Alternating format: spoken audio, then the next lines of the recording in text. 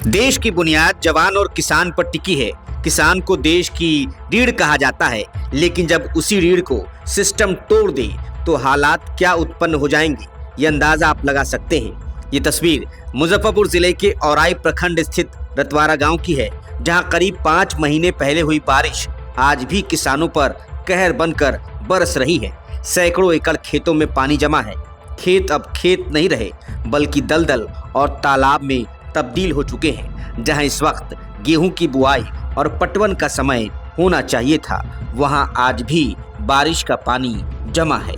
समस्या सर, चारों तरफ समस्या है। चारों तरफ जलमग्न हो चुका है। पानी की घेराव है, पानी बहने का सुविधा नहीं है। मेरा घर डूबा हुआ है, मच्छर इतना लग रहा है, बाल बच्चे सब बीमार पड़ रहे हैं। करीब 2 बीघा करीब खेती किए थे, जो धान भी डूब गया, सड़ गया ये धान सब। कितना लागत लगाए थे खेती में? करीब लगाए थे 30-40 हज़ार रुपया लगाए थे। कुछ नहीं आया। गेहूं भी बर्बाद हो गया, धान भी बर्बाद हो गया, और आगे रबी राई कहाँ से होगा तो देखिए रहे हैं सारा कुछ।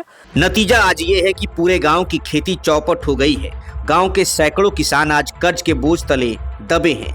बीज, खाद और मजदूरी के लिए लिया गया कर्ज अब गले की फांस बन चुका है।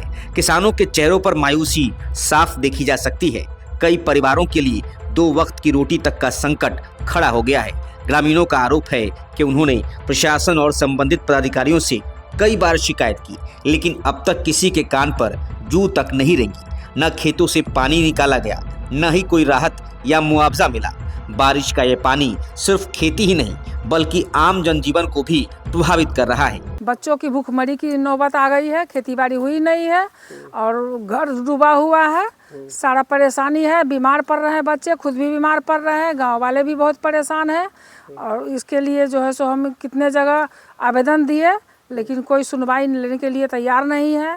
और क्या कहे, पता नहीं कौन सुनेगा नहीं सुनेगा। बीमारी भी फैल रहा है क्या? बीमारी भी फैल रहा है, कहीं काला जड़ है, कभी डेंगू है।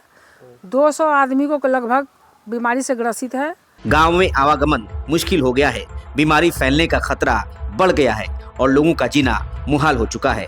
अब सवाल यह है कि जब किसान बर्बाद होगा, कर्ज में डूबेगा और उसकी सुनवाई नहीं होगी, तो क्या यही है किसान को देश की रीढ़ कहने की सच्चाई? लेकिन कोई सुनवाई न ले रहा है।